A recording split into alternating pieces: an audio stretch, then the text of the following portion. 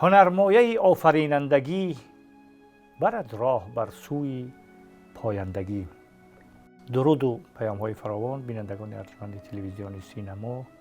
نشر نوبتی برنامه تلویزیونی آفرینندگی از تقدیم شما.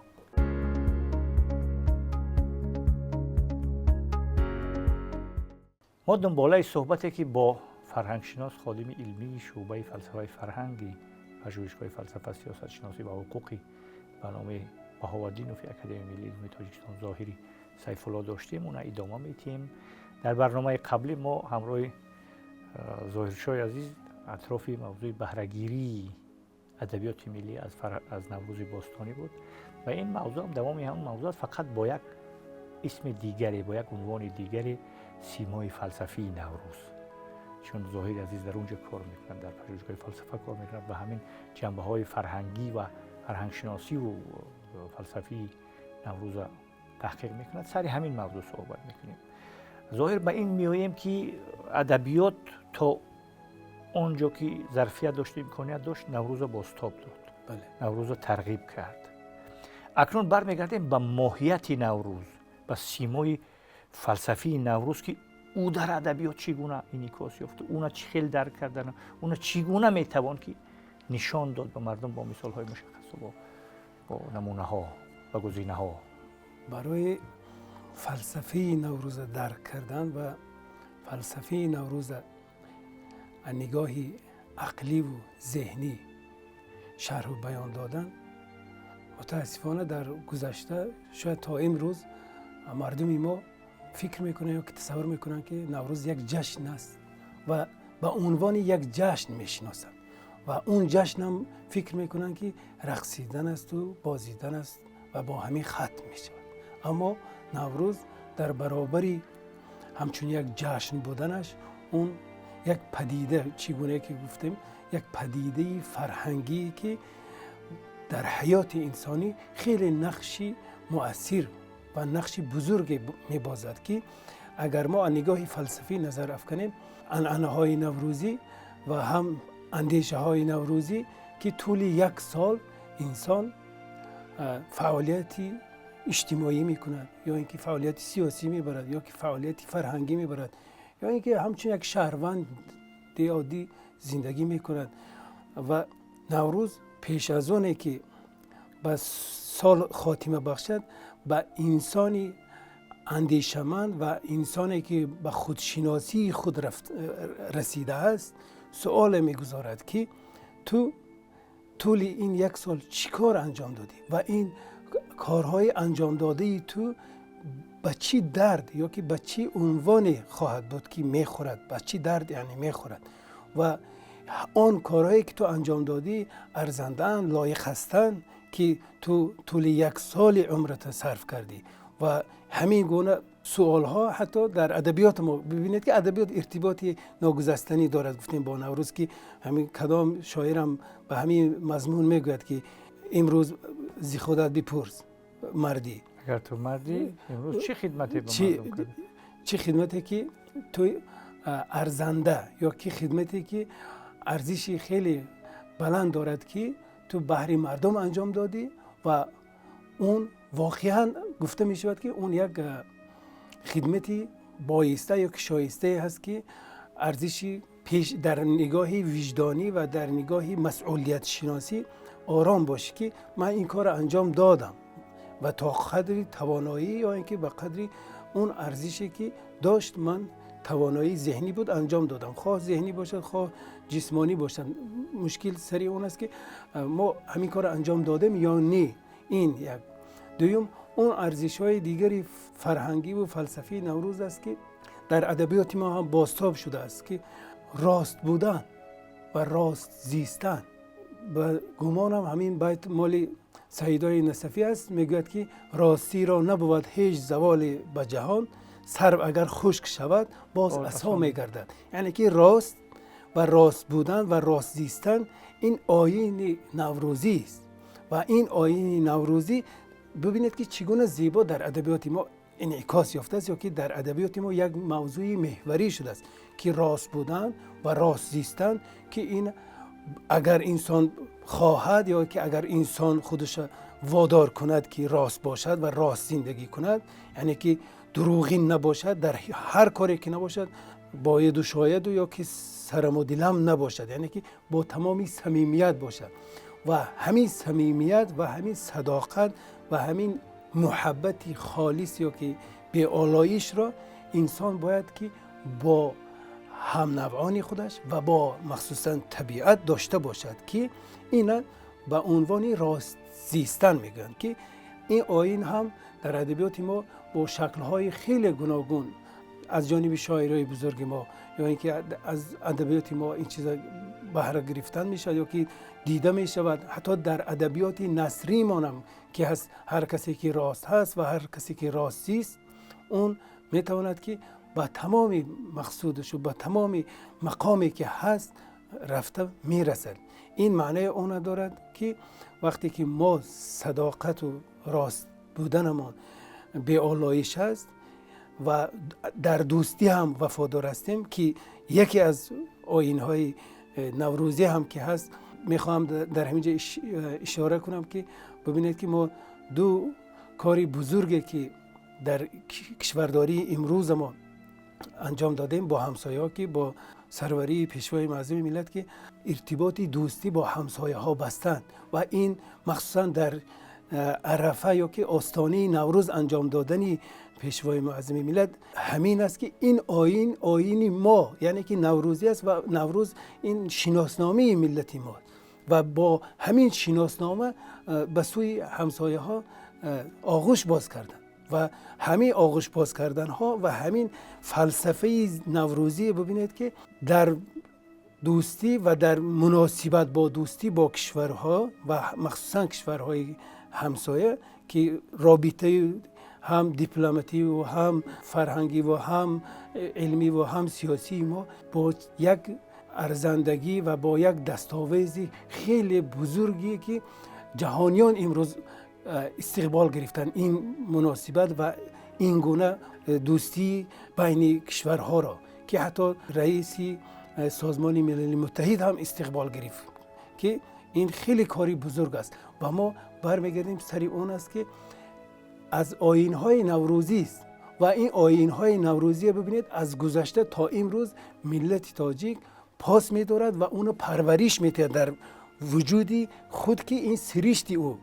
و سرشتن ملت تاجیک با نوروز پیوندی دارد و این پیوندی اگر نمی بود ما در آستانه نوروز این گونه مناسبت‌های خوب به راه نمی‌ماندیم. یعنی که ما سرشتن فطرن و ذاتن که شما استاد اشاره کردید ما پرورده این همین حوزه یا که همین فرهنگ بزرگی که همین فلسفه اون از نسل‌های پیشین که نمیدونیم چند هزار ساله ها هست و تا امروز ما از همین آب و خاک پرورش یافتیم و از همین آب و خاک غذای هم مادی و هم معنوی گرفتیم و فلسفه نوروز ما را با همین پرورشی و با همین اخلاق خودسازی و با همین خودافروزی یا اینکه خوداندیشی و خودآگاهی هم ترغیب کرده است و هم پرورش داده است و ما را یک نمونه خیلی برجسته عبرت برای بشریت هم اگر گوییم غلط نمی شود که ادبیات ما برای اگر بشریت یک نمونه باریزه که مثلش در دنیا چنین ادبیات نیست و ملت هم که آفرندش ملتی تاجیک است و ملت هم در برابر ادبیاتش همین گونه باید یک نمونه باشد که همین این علاقمندی میگیرد یا که علاقمندی دارد با نوروز و با فلسفه نوروز، با اون اندیشه هایی که پندار و گفتار و رفتارهایی که نوروز در ذهن ما هر ساله پیوند میده یا که هر ساله به ذهن ما اون جا میکند به راهی خواه طبیعی باشد یا به راهی درک معنی باشد و همین گونه بینید که یکی از آیین‌های بزرگی دیگری که نوروز دارد که اینم ارتباط با همین دوستی دارد، با کسی دشمنی و در دلت کدورت یا که بخل کینه کی داری در فرارسیدن نوروز همون باید تازه کنی از دلت و یگان اسرار یا که هیچ نشانه از اون دشمنی نسبت به دیگر کسی که داشتی باید در دل نداشته باشی. نوروز در رسید و غم از دل برون شود. بله. شادی مردمی همگانی برون شود. بله. از پاکی وجود بگوزان که بیگمان ناپاکی و پلیدی و دون سرنگون شود. این مردم میگد با آمدن نوروز میگد. میگذاریم ظاهرشو با سیمای فلسفیش، اون مثلا مراسم و اون آیین ها و اون سنت هایی که گفته، اونها بخشی یا که قسمتی اجرایی نوروز اجرا میکنن، لیکن بخشی نظریش است که میگه که این که نام زندگی نوروز شد، زنده بر نازندگی پیروز شد. یعنی با آمدن نوروز طبیعت از حالت میرندگی به حالت زایدگی، زایشگری یا زایندگی میگذرد. یعنی بله آفرینندگی مهمتر از همه. این از سیمای اصلی یا که فلسفه نوروز که با زندگی، زایندگی، آفرینندگی، سازندگی سر کار میکرد. از اینجا و حتی استاد در این مورد همین خلاقیت یا که آفرینندگی که نوروز به ما افاده میکند یا که نوروز در پیش چشم ما به واسطه طبیعت که حتی در ذهن گذشته های ما فصل زمستان این یک غربت است و از این غربت خلاص شدن و از این نومیدی، از این هلاکت، یعنی که نیستی است. در حتی فلسفه نوروز گفته در آثار الباقیات ابوریحان بیرونی میگه که ایرانیان قدیم روشنایی فروغ را از تاریکی مقدمتر، یعنی که اولاتر میدانستند و در یک جا سکوت کردن یا که سکونت داشتن غلط میشماریدند و اندیشه ایرانی های قدیم این بوده است که حرکت کردن به از یک جا سکوت کردن یا که نشستن و باز یعنی ایستا بودن در یک جا پوچک زدن، پافشاری کردن، ماندن و پسگرا بودن. این به معنای نابودی است، یعنی که حرکت کردن، نازندگی. بله این فلسفه البته 100% از نوروز برگرفته شده است که ببینید حرکت کردن و هیچ وقت از حرکت باز نماندن و اولویت دادن به فروغ و روشنایی که این میتونه به هم به عقل گرایی معنی برگرفت، هم میتونه که به روشنایی که واقعا ما امروز روشنایی که میبینیم و هم اونه که روشنایی نگاه ایرانیان قدیم این زندگی کردن و زنده بودن افاده میکرد، رمز و تاریکی، نابودی و نیستی. در همین اثنا ابوریحان بیرونی در این برابر میگوید که دیگر خلق و قوم ها تاریکی را از روشنایی مقدم تر میدونن، یعنی در یک جا نشستن اولاتر از حرکت کردن میدونن. بنابر همین میگه ایرانیان سال شماری گرفتن از شمسی. اون خلق قوم هایی که دیگری که به مثال حتی عرب های اشاره میکند که اونها سال شماری گرفتن از قمری که اون یعنی که شب، اونها شب تاریکی، شب پرستن. شب پرستم که حدیثی خواب گویم که مولانا میگه، لیکن اونها میگه وقتی که از غلام آفتابم هم از آفتاب گویم. وقتی که ما غلام آفتاب هستیم و ببینید که همین ارزش های فلسفی و فرهنگی نوروز چگونه در ادبیات ما تأثیری بزرگ دارد که مولانا هم اینو بازتاب میدهد، لیکن بیرونی میگه که همین فلسفه و همین درک معنی که سال شماری ایرانی ها حتی از این سرچشمه میگیرد که نام هم گذاشتن از شمس و حتی در اونجا با یک اشاره دیگر میکنن که خورشیدی میگوین، سال شماری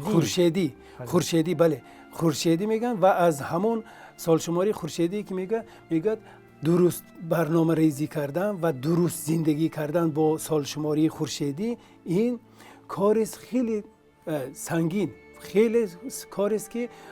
عقل انسانی و ذهن انسانی با این چیز به آسانی دست یافته نمیتونه. اما از سال شماری و شبگرایی یا که قمری انسان خیلی آسان و سهل است میگوید که با اون دست یابد و طبق اون شبگرایی یا که شبی زندگی خودش با اون ارتباطه و طبق آن زندگی کند و این چیزی که هست و همه اون ارزش های فلسفی که نوروز دارد استاد در معنی همین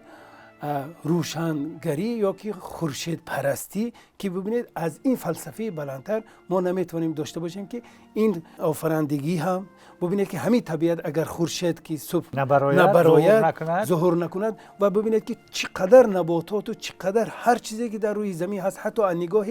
علمی طب اگر انسان از آفتاب انرژی نگیرد و اون ویتامین هایی که از آفتاب به انسان میرسه یا که به طبیعت میرسه اگر همون نرسد انسان ناقص یا که یک مریضی گرفتار می شود که این خیلی در علم ما برجسته نشانده است، علمی مخصوصا امروزی طب. و به خاطر همین ببینید که اگر ما این فلسفه را از گذشته های خیلی قدیم که به این نکته باریک درکی فهم کردن و فلسفه اون دریافتند و ترغیب میکنند نوروز که به خلاقیت، به آفرینندگی و به طبیعت مثالی زنده پیش چشم ما می آفرد که تو از طبیعت درس عبرت بگیر که طبیعت چگونه آفرینندگی که انجام میدهد و ببینید که بهترین آهنگساز و بهترین نقاش، بهترین رسام، بهترین حکمتگو و داننده خوبی اسرار دنیا این طبیعت است که ما از